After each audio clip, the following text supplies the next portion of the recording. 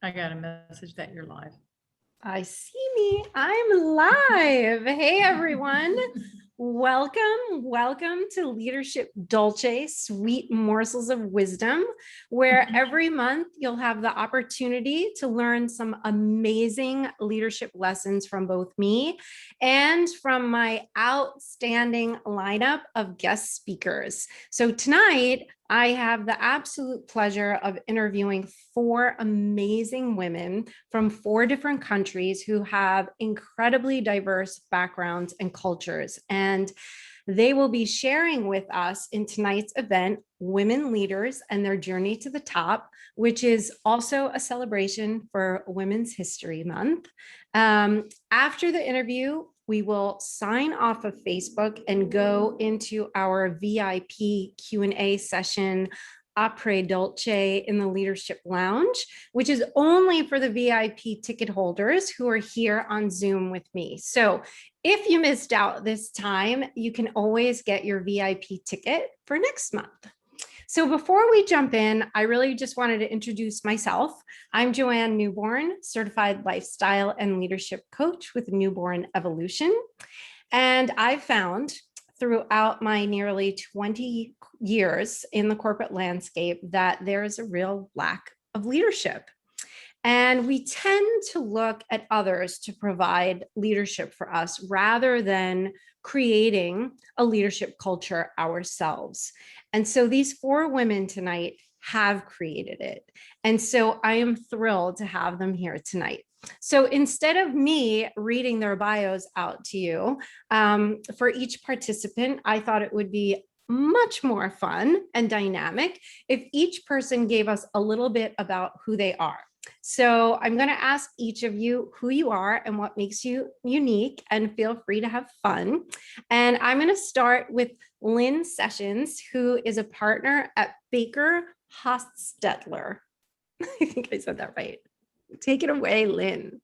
Hi, thanks, Joanne. So I am a lawyer, as Joanne mentioned. I help clients in my work job. I help my clients through data breaches, and I work primarily in the healthcare space when a company's been hacked into by some bad guy 100 million miles away on the other side of the world, and we help them through that, and any regulatory requirements that they have was kind of the legal component of that. I live in Texas, which I consider my own country, one of those countries. And I have always lived in Texas, although I travel extensively throughout the world, and although not at the moment, and I miss that desperately. So happy to be here this evening. I have always worked with healthcare organizations in the 28 years that I've been practicing law. I like to say that I kind of grew up around hospitals. My mother was a nurse, and she was an inspiration for me my entire life. And that's how I got working with healthcare organizations. So I help people who help people. So that is what gets me up in the morning, gets me excited to go to work. And I'm really, really thrilled to be here tonight with these other lovely women. I muted myself. Awesome. Thank you, Lynn. Okay, next, I'm going to toss it over to Joanne Petrie, if I said that right. That's perfect, Joanne.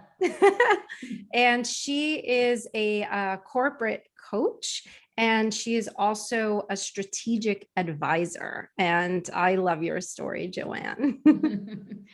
Well, I like to call myself a corporate, a veteran of the corporate arena. That's how I like to call myself. So I didn't do anything of the army, though, by the way. So I am from Montreal, Canada. So I'm French speaking. You'll know by my strong accent. I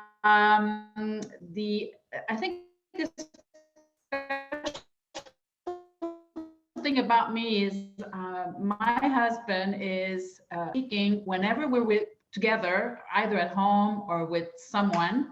We like to say that we speak Franglish. S for Spanish, Espagnol in French, French for France, French for Français, French, and of course English, so Franglish. So when people ask us, what language is this? We say it says Franglish, and they look at us like crazy. So I gravitated the corporate world and then turned myself on the third act of my life to be a coach. So I coach ambitious women to help them gravitate the ladder in the corporate world. They want to accelerate their career, and they want to empower. They want to become empowered leaders and stay focused and really energized as well. They have to love their job. So, in a nutshell.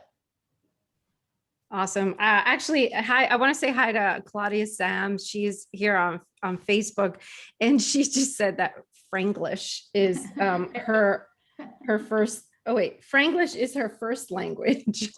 I thought it said worst language. Thanks for being here, Claudia Sam.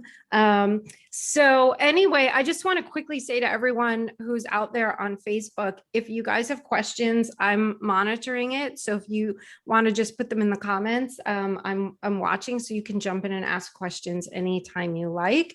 And then same for people who are on Zoom, if you want to put some questions in the chat for now, we can do that. But then we're going to have our live Q&A after here on Zoom. Okay, next, I would like to toss it over to Nikisha Elena Alexis, who is the Intercultural Competence and Undoing Racism Coordinator with the Anabaptist Mennonite Biblical Seminary. But she also has many, many, many other amazing roles in addition to this amazing role. Yes, thank you so much, Joanne. My name is Nikisha again, and I am living in Northern Indiana in Elkhart by way of New York City, by way of Trinidad. So I'm originally from Trinidad and Tobago in the Caribbean. Yeah, as Joanne said, I wear almost too many hats, but I love them all. I like to do karaoke for fun. I like to dance. I'm a part of a African drum and dance company. I'm in a band, and all that when I'm not, trying to save the world from nefariousness. So yeah. Anti-oppression work is my passion. It's what I've dedicated my life to. And even when I'm doing other things for fun, that also shines its light through there. So I would say one of the things that is unique about me is I'm fairly consistent. If I think something here and I'm committed to something here, it'll show up in other places. And I like to balance hard work with fun, with joy, with play. I have a very strong joy foundation, which is super necessary for this kind of work. So I'm super glad to be here with everyone and to share more as the evening goes on. So thank you so much, Joanne, for the invitation. Thank you. I love that word, joy foundation. I think I might write that down and put it on a sticky note someplace as a good reminder. I love that. Yeah. All right. And now our last, but certainly not the least panelist, Niamh O'Neill. She is the group account director with ADM Group. Take it away, Niamh. Thanks, Joanne. Hi, everyone. I'm originally from Donegal in Ireland, as you might be able to tell from my accent. My career is spanning across the sports industry, some branding and packaging design. But for the last 11 years, I've been working with an amazing company called ADM, and been fortunate enough to work with the client Diageo. So each day I get to support some of the world's most iconic brands like Guinness, Johnnie Walker, Baileys, and Smirnoff as well. I spent 8 years in Europe, leading teams across UK and Ireland, Spain, and Germany as well, before being offered a role to relocate to our US operations with ADM and to lead Diageo North America account. So back in 2019, we took the plunge, my husband and I, along with our young son and dog, to pack up our lives from Dublin and move across to New York, all before COVID hit. So timing's everything, and little did we know then what we were entering. So life has been quite eventful for us. For me, I'm an avid music fan. passionate Manchester United supporter. And for me, I just love to surround myself with positive people. So I'm really looking forward to the talk tonight. And Joanne, thank you very much for inviting me. Thank you. Awesome. So I'm going to jump right into our questions because I'm sure you guys are going to have amazing, juicy answers. So I'd love to know what are some of the biggest challenges that you faced as a woman getting to where you are today? And anyone on the panel can jump right in and go first and let us know. I'd love to hear because I know what my challenges have been along the way. I'm happy to start off. So as a lawyer, I actually started off as a trial lawyer and what most people think of lawyers doing, litigation in a courtroom, taking depositions, things like that. And as a young female lawyer in Texas, I was often asked if I was the court reporter. When I would walk into a deposition, I was often asked to get coffee for all the other male lawyers that might be in the room. And those are kind of typical stories that you would hear.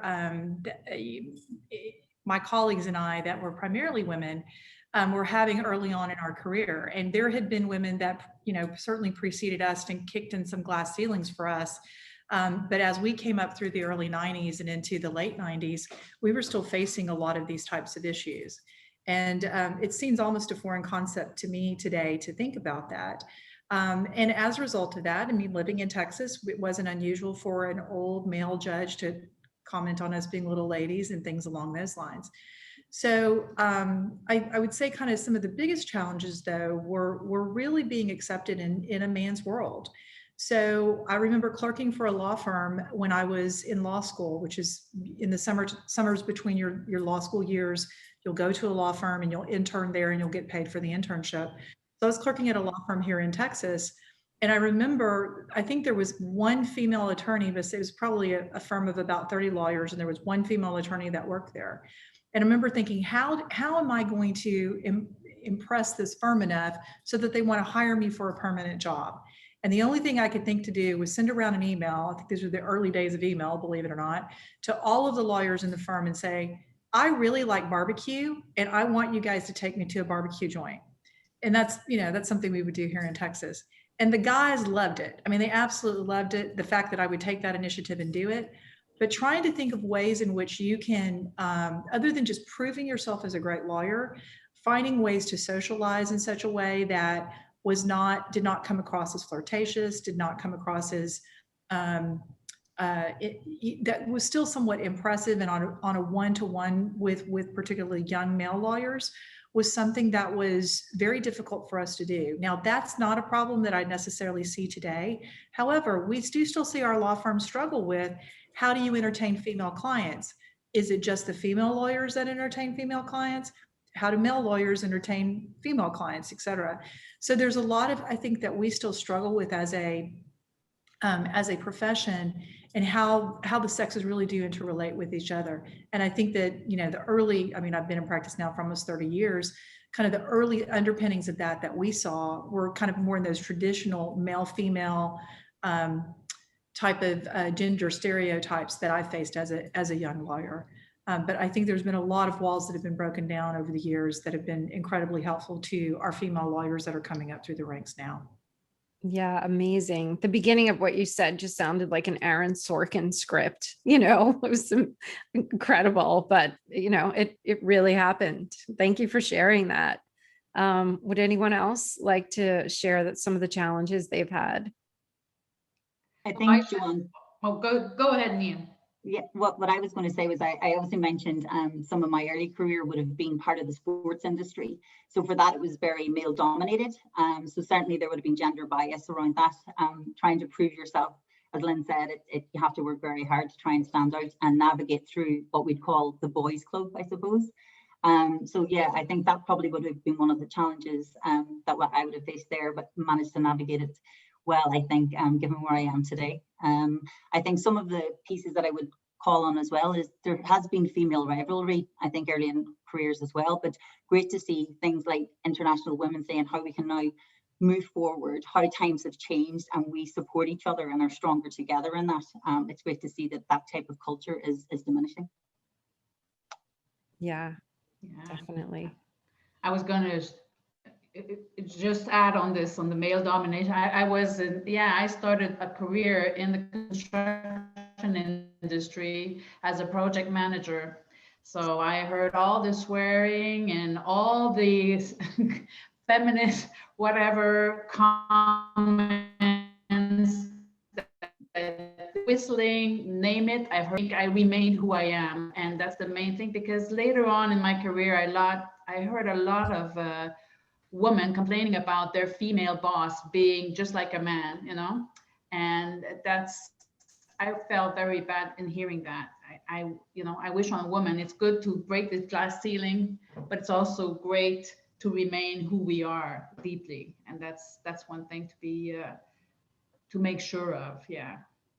Yeah, it's Yeah. fun. I just wrote an article about that, and I felt like throughout the journey of my career that I really started to lose who I was as an authentic person, because I thought I had to act a certain way in order to be able to keep moving up the ladder of success. And that really stripped away who I was as a female, right? The more I could act like a man and dress like a man, I wore a lot of pantsuits. Really, I didn't wear dresses or skirts for for a big chunk of my career. I thought, well, that's the way to go. That's the way to be successful. And now I realize that's not true. But I think society would have told us that at that time.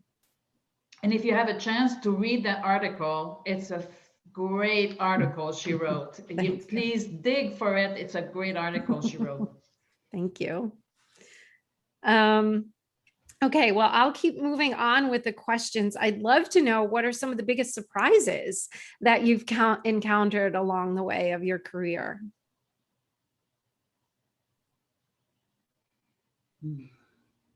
The impact of others, how others see us without knowing. We are being looked at and watched, and people, they don't come and tell you, hey, I really like your input here, or I really like the comment you brought up over there in that meeting. But people watch you, and I think that's the surprised me as a young leader. I think that's what surprised me the most, that people were coming to me with comments, and I was, oh, really, and I said, they know that about me. It's kind of, yeah, and it's amazing how people are watching you without you knowing. So I think it's important. Again, I'm going to mention, it's important to be authentic in yourself so that you can show others, and by your example, in other words. Yeah, absolutely. Absolutely. Anyone else want to share any surprises? One for me was a really positive moment when I worked with ADM in Europe, was a younger female colleague coming to me and asking whether I would mentor her. And I was quite taken aback to think that anybody would be interested in what I had to say. But to hear that she looked up to me, that I inspired her as a leader, meant like an awful lot to me. I was really taken aback and quite privileged that she would ask me to do something like that. So I think that's probably been the nicest surprise that I've had in my career, to realize that as you become a more senior female leader, people are looking to you. They might look to see what kind of a leader they want to become. So I think that was probably one of the nicest things that I've had in my career to date. That's beautiful. That's really nice. I'll share a surprise that I had when I first started out in the beer industry. I really didn't know that much about it. And I went in to meet my distributors. I was living in California at the time. And I said to them, listen, I really don't know a lot about the industry. So I'd love it if you could help me learn and teach me. And that was a vulnerable place to be. A lot of people want to act like they know it all, but I didn't really think twice about it. And I ended up working with them for years. And I worked for different suppliers along the way, but they still ended up being my distributors. And years later, they said to me, why, and they were fantastic partners. And they said, why we always just worked so well with you? You came in here and you asked for help. And when you ask for help, everyone wanted to help you. Like, no one comes in here and says that. So that was a big surprise for me. And they really kind of protected me. I was like their little sister. Like they just always, I remember for years after I moved back to New York, I would get an email once a year from the head of the distributor. We miss you. We miss you. So that was, really wonderful for me. Anyone else? I would sort of throw into, oh, sorry. One of the things that's been a surprise and a real blessing, and I think a joy, is the realization that just because something is what it is doesn't mean that it has to stay that way. And so, the role that I have at the seminary now is a role that did not exist before. It's a role that I worked myself into, and that the seminary also worked together with me on. And so it's been a real walking together of discovering a need for greater intercultural competence, for undoing racism work, for anti-oppression work. And, if I had just gone in and sort of, this is what it is, I just have to accept what it is, I wouldn't be where I was now. So, sometimes things that look like a wall, they aren't walls, they are actually doors. The things that look like they're static could actually be really moving and creative and flexible. And so really to stay creative and stay innovative and stay persistent. I think a lot of what I've been able to accomplish is out of just that refusal to actually hear no, or to accept that reality has to be the way that reality is because someone else says so. So I think that's been a real surprise or a real unfolding in my own journey too. I think that's key, what you said, persistence, because a lot of times the first no a person hears, then, oh, okay, that's it. But I love that. Keep knocking Right. on the solid wall and it becomes a door. It's beautiful. Okay, I'd love to ask, what are you most proud of along your career journey? I'm certainly most, Go ahead. sorry, Lynn. I'm certainly most proud of the brave step that I took, leaving a very settled life in Ireland to transition over with my family to the US. I'm incredibly proud what I've achieved, the team that I run at the minute as well. I think I really surprised myself that I could be so brave as to take a step when I think sometimes when you reach, in your 40s, you might think life is what it is without trying to make that change. So Joanne, hearing some of your story tonight was fantastic to think how you can pivot. But I think for me, sticking it out in New York during COVID without any family support, surviving it all, still being here, I think that for me is, I'm pretty proud. So I'm still living it right now. Amazing. Yeah, congratulations, because New York was, I think, it's been a year and I think people forget how devastating New York was at the start of COVID, and you guys were in the middle of all of it. So very brave. We're still here. Proper New Yorker now, surviving it. Yeah.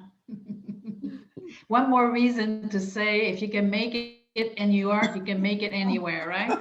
Exactly. Yeah, who else would like to share something they're most proud of? Don't be modest. Let's not be modest here.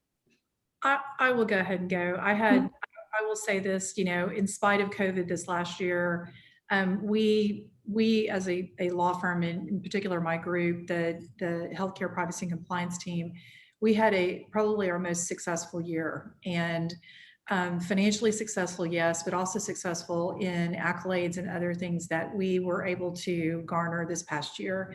And I think what I'm most proud about, though, is that, in all of these years, I've been working really, really hard to kind of get to the top of the game and a partner in a AmLaw 50 law firm and get to lead a team and this kind of thing. And what I did last year, and in some ways I was kind of forced to do this, but I started giving it away. I gave it away to really other young women on my team who were in a developmental stage of their careers, about to make partner at our law firm. And in a year when it was very uncertain what was going to happen to us financially, was going to happen to us from a work perspective. And they were very nervous about that. So the opportunities that came my way of where I would normally jump on them to speak at conferences at the national level and to be interviewed by the Wall Street Journal or whoever was, coming to ask questions about the kind of work that we did, I gave those away to these young female lawyers and they just blossomed. And what I saw happen was that our business grew. So it wasn't just the Lynn Show any longer. It became a collective of respected lawyers, and now they're building their brand so that when you Google their names, they also come up, and that only strengthens I'll say the depth of our team and allows us to continue to bring on more clients. And at the same time, I get to watch these young women really, really blossom. And I jokingly say to them, you're going to be paying for my retirement because they're about 18 years younger than me. And the truth be known is that they're really, really helping me. They're taking off some of the burden of running a team with me. And then they're developing young lawyers underneath them as well that just, again, enhance the team. And that is, a year ago, Joanna, if you'd asked me that question, I wouldn't have been able to say that. You and I have talked about this offline, but I'm just so proud of that in a year that's been really difficult for many, many people. So I applaud them, but I also applaud myself in being able to kind of give it away instead of holding it really, really tight. So I think that's life, just generally speaking. That's not easy to do, especially when you worked so hard and really, worked your way up the ranks, and then you're going to give away the best cherries on the top of the cake. So that's very noble of you.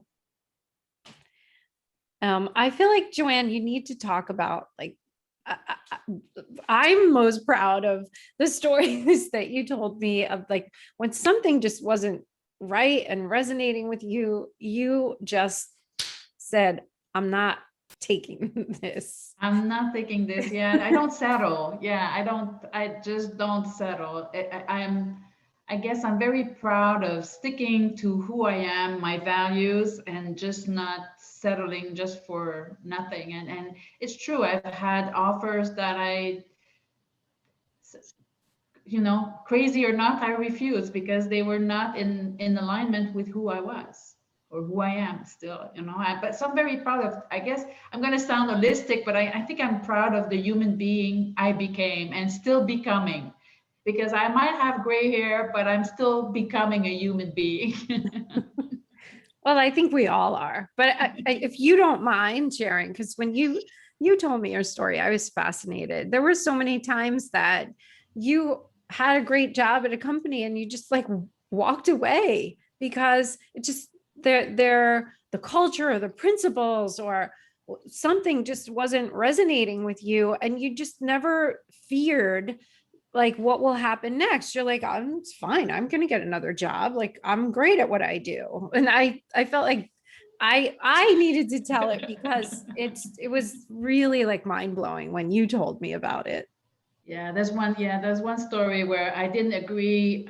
I was negotiating actually a major contract for the corporation, and my boss came to me and he didn't want me to choose that company, and I had all the reasons to choose them. I had done my legwork, my own work, everything, and he said, no, you're gonna, this is not who I want. And I looked at him and I says, I don't care who you want, this is what we're gonna do, because this is what makes sense. And here are all the reasons why.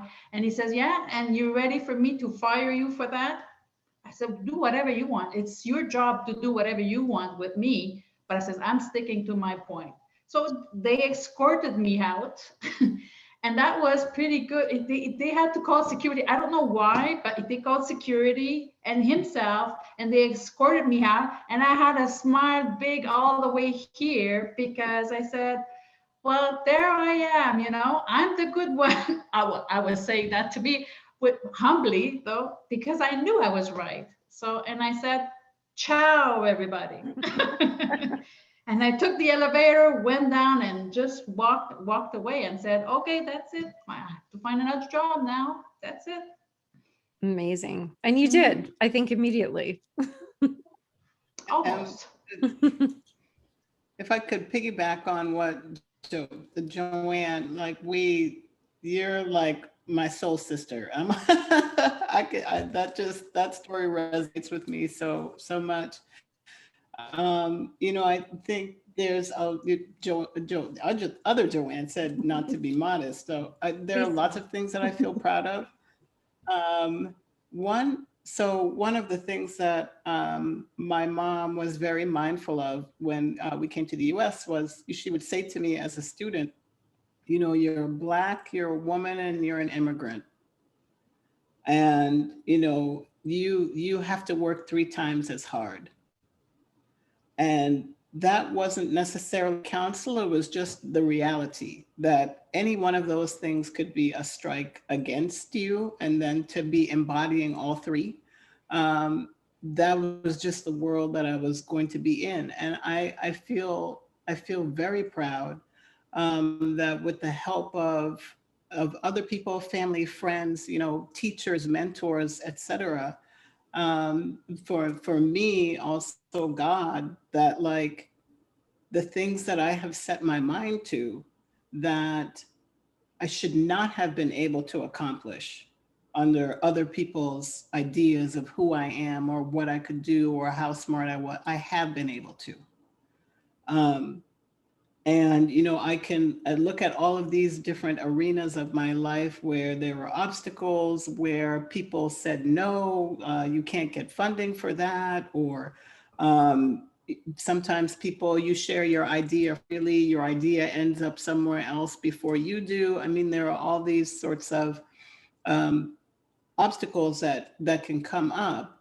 And I just feel tremendously blessed that the things that I have chosen to do and set my mind to do, I've been able to accomplish them. And it's not a small thing for anybody, and certainly not a small thing when so much around you says, you don't even have a right to exist.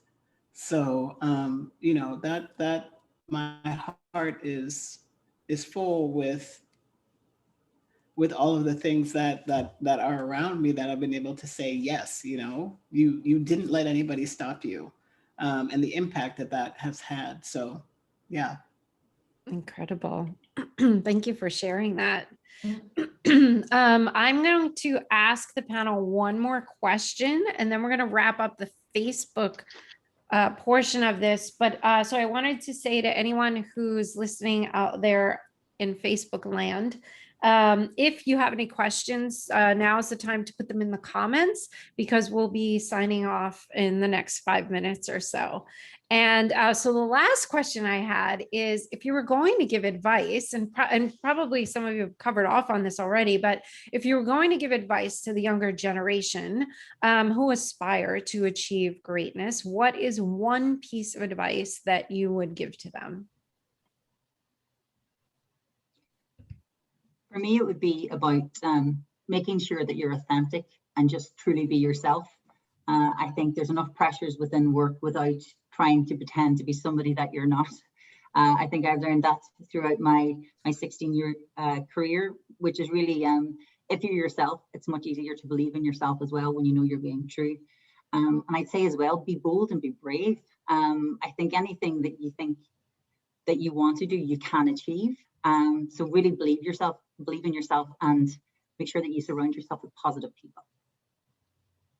I would say, just along those lines, to piggyback on what Neem said, is that I would say just don't be afraid to take a chance on yourself, because you've heard a number of people this evening, and knowing other people's stories too, who've walked away from a situation that was not for them. So going to your authentic self and saying, this is not for me, and just having that faith and trust in yourself that something else will come along, or you will take that leap into something that's completely different. It can prove to be the most successful thing you've ever done, and at least it will make you feel better if it's not money that motivates you. Yeah, I think I would say, you only live once.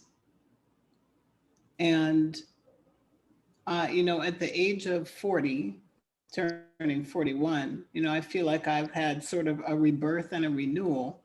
And something that I say to myself is, the only thing worse than doing something that isn't working for you, that is sabotaging you, that is, is for 40 years or 38 years, is to do it for one more year. Yeah. Try things. Don't let fear stop you. So much time is lost by people and attitudes and assumptions that are not even going to matter later on. So, live every day as if it's the most precious thing you have, because it is. And let that guide the choices that you make and the way you want to show up in the world. So that's one thing that I would say. Yes. Very, very true. Anyone else? I can piggyback also and say, I think as a young career, I think you have to know what's your brand. Who are you? What do you have to offer? What's your brand? You're a product yourself.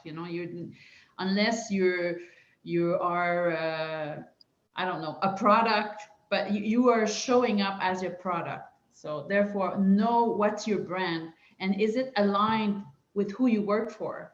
Is it aligned with what you do in your life? Because all this alignment will make you drive up the ladder in you have no time, there'll be no time you'll be up there. So, but you have to make sure and ask yourself, it's not because you've asked yourself today and everything is checked okay, that in 6 months or next year is going to be the same. Ask yourself regularly and make sure that you you turn to yourself and say, okay, who am I? Am I at the right place? And one other thing, make sure you have a good network. A network is key.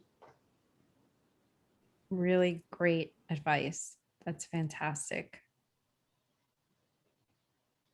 Anyone else before I wrap it up here? Okay. I want to thank everyone out there in Facebook land for joining us here in the Newborn Evolution Leadership Vortex. And thank you to this amazing panel.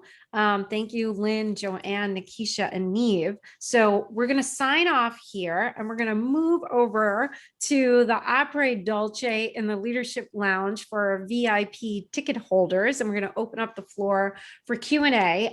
Before I go, I just wanted to tell everyone that the next Leadership Dolce, Sweet Morsels of Wisdom, will be my interview with Barry Forward. He is also an executive coach and he has the podcast Reboot Forward that I was recently a guest on, and he's going to come on to talk about building confidence in your career. So mark your calendars. It's going to be April 15th, Thursday, April 15th at 7 p.m.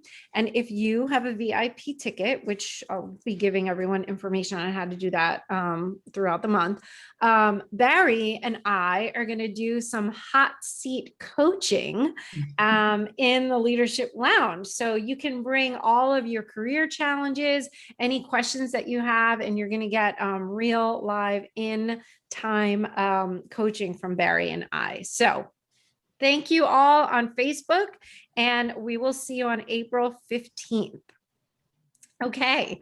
I have stopped the Facebook Live, and now we are transitioning into Opera Dolce in the Leadership Lounge, and we're in a very private space here, so it's just the panel and the people that are in the room here. And so I'm just going to open it up for any questions that anyone wants to ask anyone on the panel. If the panelists want to ask each other questions, it's just really relaxed space. I did see something come in from Wendy in the chat that I was just going to read. Let's see. She said, what was your biggest obstacle? I didn't know if this was for anyone in particular, Wendy. Your biggest obstacle breaking through in a traditionally man's world, proving yourself, your merit, being taken seriously as a professional leader to work your way up the corporate ladder. I know Lynn told us some great stories on that. You may have missed that portion. So if anyone else wants to tell us, I love stories. If anyone else has some crazy stories, I'd love to hear them.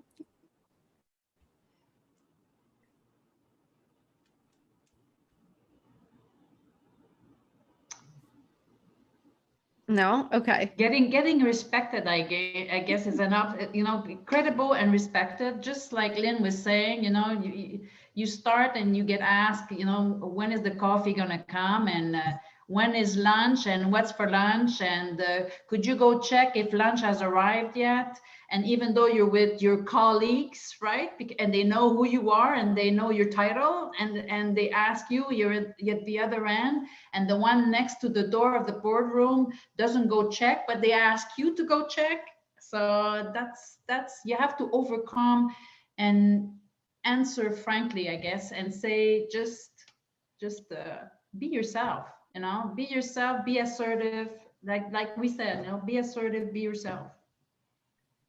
I think, Wendy, when I've experienced it, and certainly early in my career, if we're in a meeting and I might have been the only female, I could have been asked to be the note taker, which I always questioned as to why I was asked to be the note taker. So probably when I look back on it, I challenged those views, which was never an easy thing to do, especially because you might get repercussions from it. But I think that, again, it's about staying true to yourself. I didn't feel like that treatment was warranted. I was in the same playing field as every other male there. So I've just done that throughout my career. It's challenged that gender bias when I see it, trying to do it in a way that is as less confrontational, obviously, as possible, but more so if people have a subconscious bias, it's calling it out, saying, why are you asking me? And someone else may be putting their hand up to do it. So I just think when I've seen it, I've tried to challenge it in the best way that I can. I would add to this, like kind of my story about my early time as a lawyer, being in a very male dominated, and the sun's coming down in my room. So I'm sorry, it's getting shadowy. But I started off and it was very male dominated, working in a law firm in a litigation environment. And then when I left my law firm after about 11 years and went as an in-house attorney at a children's hospital, which there's a lot of female leaders that rise the ranks through hospitals, because nurses over the years have just, obtained those strong leadership positions at the vice president, executive vice president, CEO level. And so it was I was probably in my mid 30s at the time. And I got to see female leaders really lead. And it was it was transformative for me to say, I can lead as a woman, and I'm going to lead differently than the men in the suits.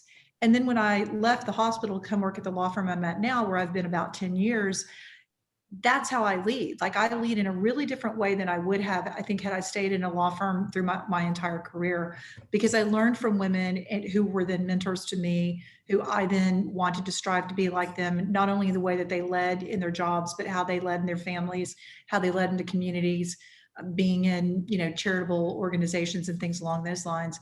So, while that I told the story about being a young lawyer and asked to get the coffee, or if I was the court reporter, or being called honey and sweetie, that really changed when I went to go work in a hospital and got to see strong female leaders who just were great examples to the women that were at our hospital. Amazing. Nikisha, I actually have a question that came in for you. Sure. I am interested to hear more about how God played a role in your path, and if you could expand on that earlier comment that you made around that. Yeah. So sometimes there are things that happen that seem like coincidences, except there are so many of them that they stop being coincidences to me. So, I'll give an actual story. One of the other hats I wear is that I helped with friends to create a art and music series here locally. And the very first year, it focused on original music, diversity, original art, nothing else like it was happening within my town. And so, we go to the people who are giving funding out for this very thing. I spend half an hour talking with the person about all of my ideas, sharing, to Wendy's point, trying to prove that I am somebody that could be trusted with funding, et cetera, et cetera. And then the person spent the next half an hour telling me why they weren't going to fund my idea, but they were going to fund the idea for people who already had funding. And it was I sat and smiled through the meeting. And at the end, I just said words that I won't say here. And that like, nope, I'm not taking no for an answer on this. And it was so funny that, you know, for 3 years, we just worked and kept proving that this was a viable event, that bringing in more people over time. And it was so funny that we had an invitation to a special event by that same person who had denied us money, you know, however many years ago. They inviting us to this event put me in contact with someone from a bank who totally enjoyed what we were doing. The bank person lasted at the job long enough to introduce me to somebody else who would get funding before they left. And if I had had a different kind of attitude in that first kind of meeting, if, you know, 5 years later is where the cycle kind of came around, and now we're like 5 years in, we have funding, we have backing, and it's moving forward. And there have been so many opportunities that I could not have orchestrated. You know, things that have happened that I could not have dreamt up.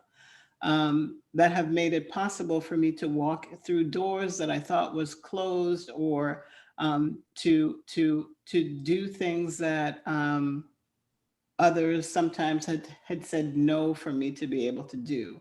I think the other thing I'll say really quickly is that I really try to pay attention to what my spirit is sort of saying about a particular thing. So to Joanne's point, is this congruent? Is this aligned?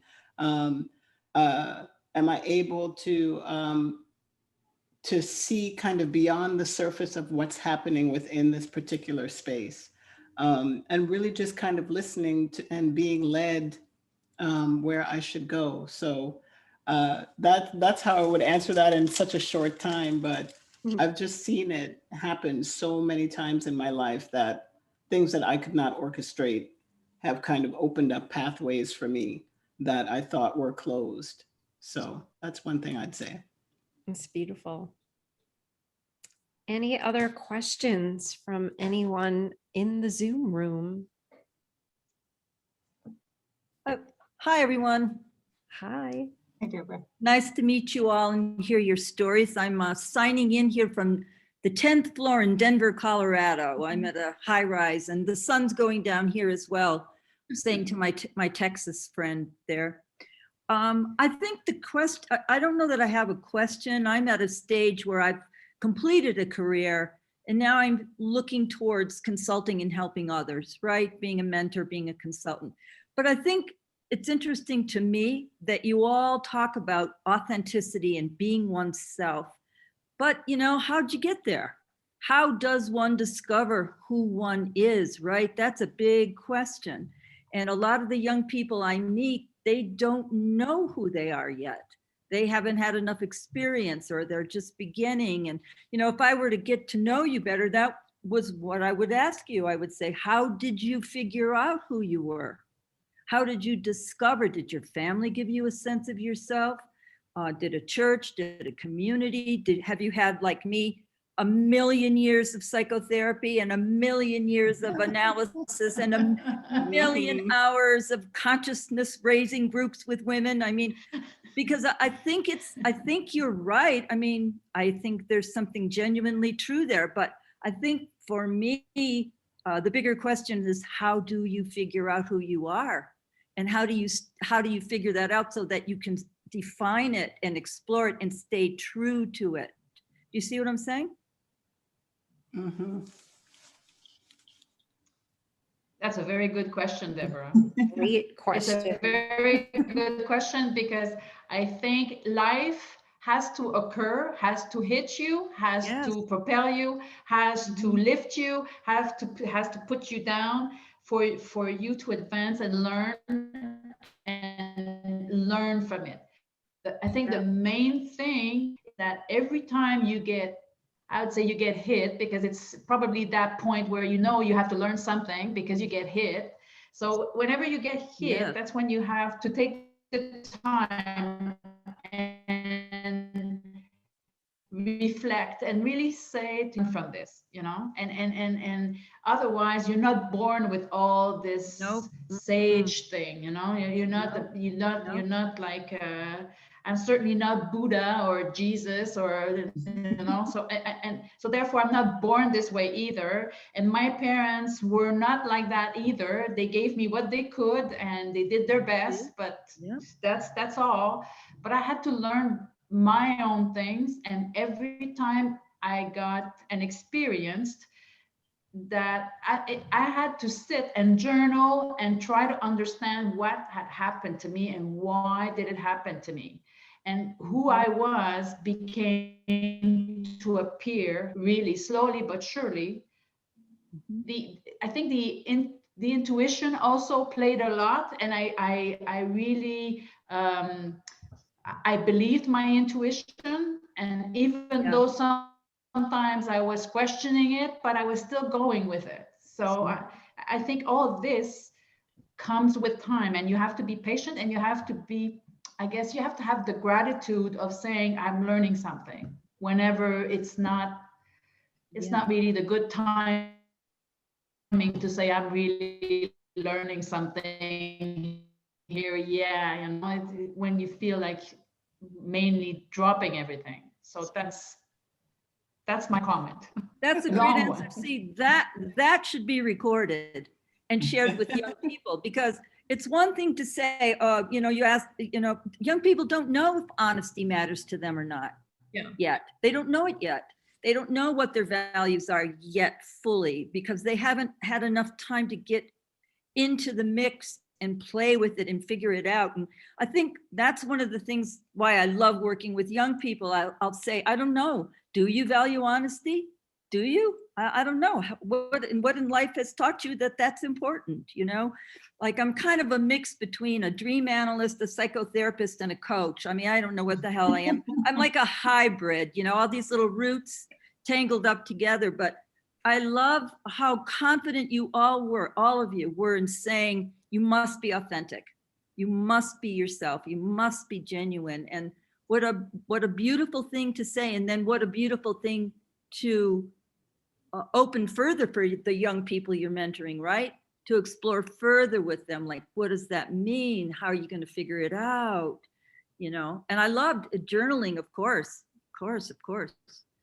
Deborah, I would say this too. I mean, I'm 54 years old, so I'm at the back end of my career as well. And I mean, I still have a few years left, but along the way, I think about when I was in my 20s, starting off as an attorney, and even the education leading up to that, you know, I certainly wouldn't have known, you know, like, you need to give stuff away to people because it comes back to you tenfold. You know, you don't know that when you're 25 years old, you know that when you're 55 years old. But having said that, one thing that you know, and my parents did really instill this in me, and I think others will probably say something similar to this, somebody did, instilled in me the belief in myself. And I think at the end of the day, you know, if you're 24 years old and you don't know that honesty is important to you, or if that's a conviction that you have, believe in yourself. At least believe in what you're able to accomplish and do, and you're going to develop those things that I think are convictions for you. And what are convictions for me today? My time is far more valuable than any money. I mean, that's just where I am now at 54. I wasn't that way when I was 24. I was chasing dollars back then. And, you know, I was willing to work 18 hours a day to try to, you know, accomplish those goals as a very young person. And I actually look at the young people today, and I think that they actually value their time far more than I did back then. And wanting to enjoy their time and wanting this work-life balance that I didn't know anything about when I was 24 years old. I didn't know what that was. So you know, I will go back to that, you know, believe in yourself. Whatever those convictions are that develop over the decades in your career, I think are going to help form you, create what Joanne describes now in the latter part of your career. But that doesn't mean that in your 20s and then in your 30s and then in your 40s, that you're not going to have things that you believe in that help shape you and help shape your career. And again, be willing to, you know, to jump off the cliff and take a chance. The first job I first job I had, I didn't tell this story. I worked for a lawyer who I thought was utterly dishonest. And I came to the job, ironically, through my sister, who is my, not only my blood sister, she's my sister in Christ. And I thought, gosh, how did I get introduced to this horrible man? And I left the job as a lawyer, had just passed the bar and did not have another job to walk into. Within 2 weeks, talking about what Nikisha said, how things just line up. Within 2 weeks, I had my dream job. And as a baby lawyer, what we'll call them. And I was able to, jump into that job and start working, doing medical malpractice defense, which is what I wanted to do. But I took that leap of faith because I'm like, I am not going to work for this dishonest man. This is not what I went to law school to do.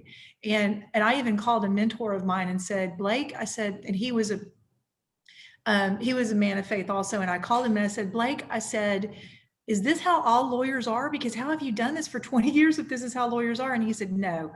If that's not the right place for you, Lynn, get out and get a new place. And I did. I took a job without having another job. I was in debt from school and all of that. And it just paid off. So I would tell any young person, just, you got to believe in yourself.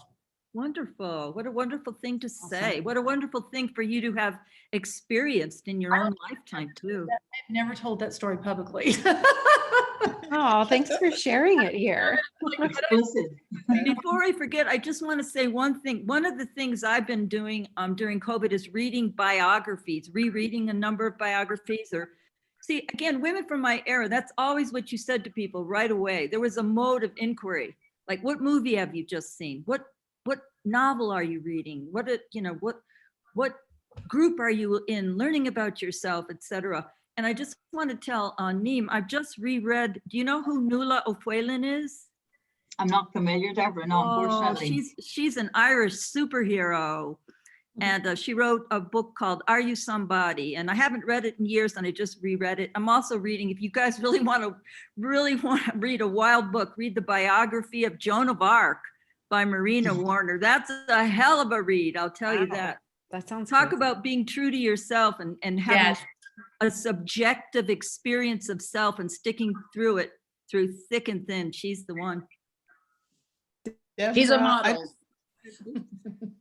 Deborah, too, I just wanted to, we're all talking about young people, and I feel like there's, again, to use the word foundation, that even as I've discovered myself moving through life, there was a foundation that was set really firmly, not only in terms of my family and, just watching my mom and my aunts and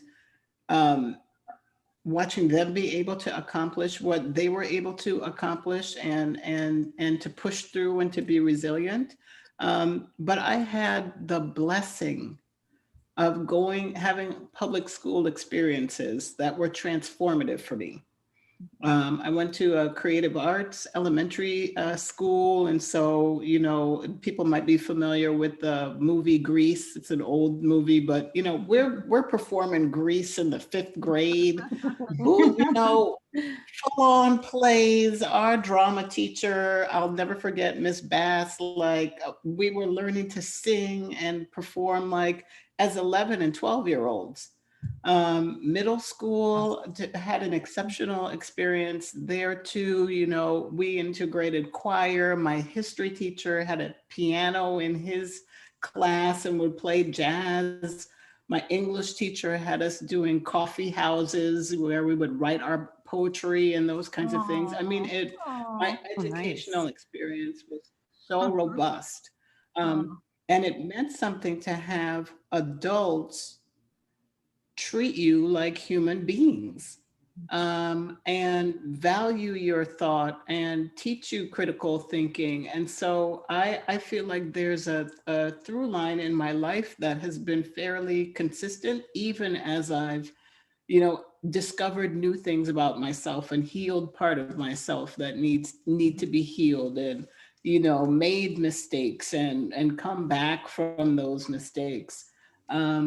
So what we do with our youth is so vital. What we speak to them, what we speak over their lives, what we say, how we encourage them.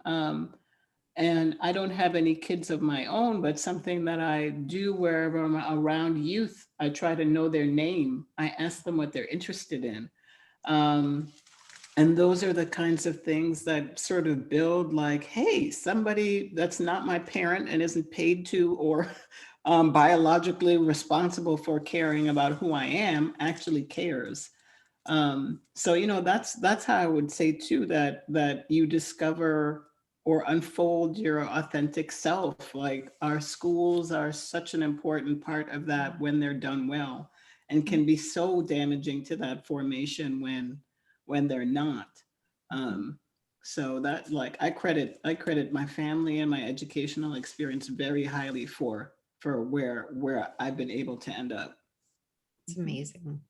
Wow, these are just such wonderful stories. I mean, they're really interesting, and it teaches us also, like, I think when you get to a certain stage in life, where do you want to give back?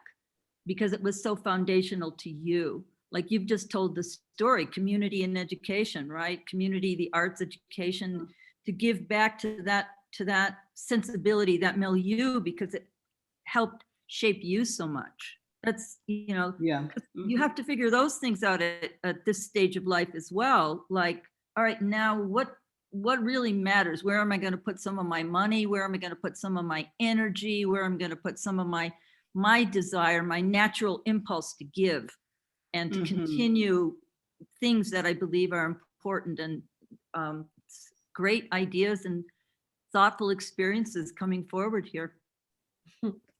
Any other questions from either Deborah or Wendy or Christy, or like I said, anybody on the panel that has a question for someone else on the panel? I guess I feel curious how people knew they wanted to do what they wanted to do. You know, we have a lawyer, we have Joanne, corporate folks. Like, when did you know, what was it? Was it an experience? Did a dove land on your shoulder? What, you know, what kind of sparked your defining your life's path? I did not always want to be a lawyer. I can tell you that. I actually started off in college studying chemical engineering and did that for 2 years and decided that is not what I wanted to do. And so after having 2 years of a lot of science and math, the fastest route for me to get out of school, so I dumped it into a history degree, and decided at that point to go to law school. And I decided in that moment that I was going to go to law school, that I wanted to work with healthcare organizations. I had, you know, you were kind of talking about all the coincidences in your life.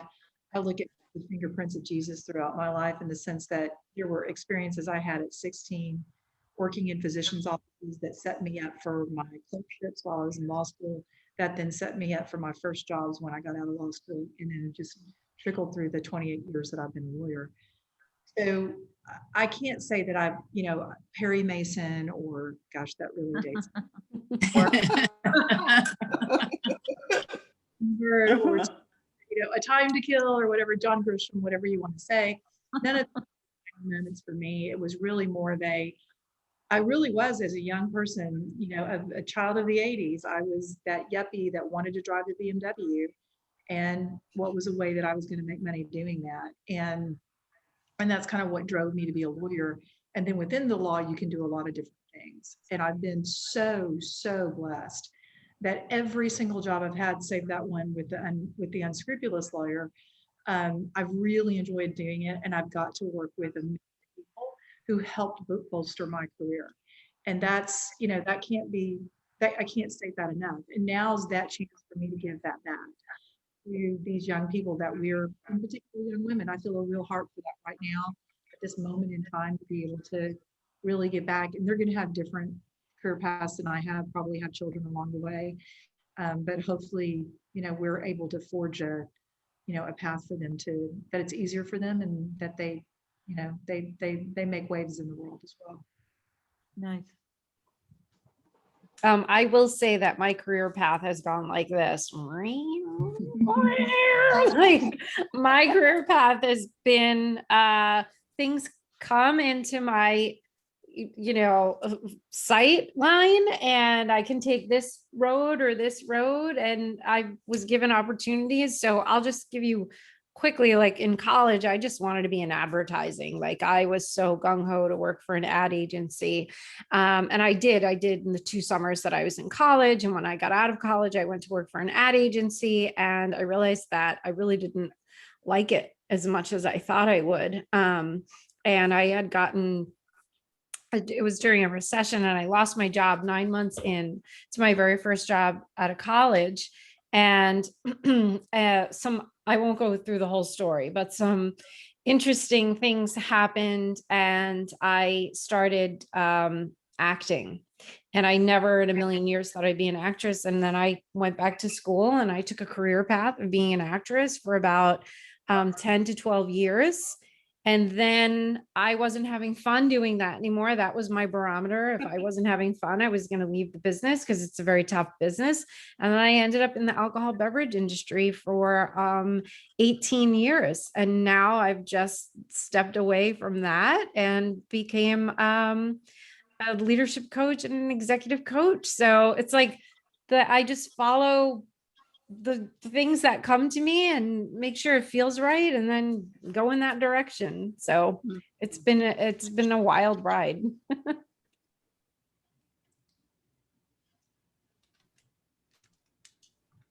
Neve or Joanne, do you want to?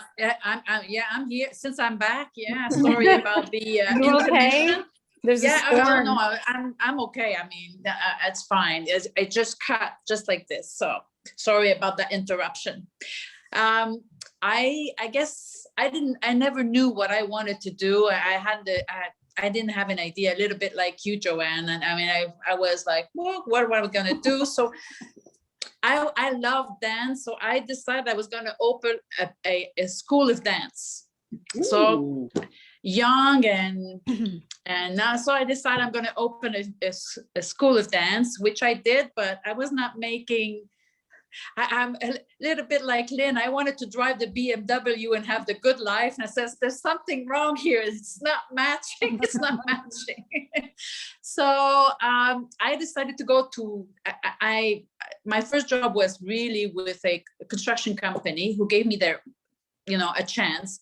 And funny enough, when I got interviewed and they gave me the job, and I warned them, I said, listen, I'm going to take that job. It wasn't the administration of the company. I said, but I don't know what I want to do in life. So I might be here 1 month, 1 year, but I wouldn't count on me too much. Imagine. And they still hired me.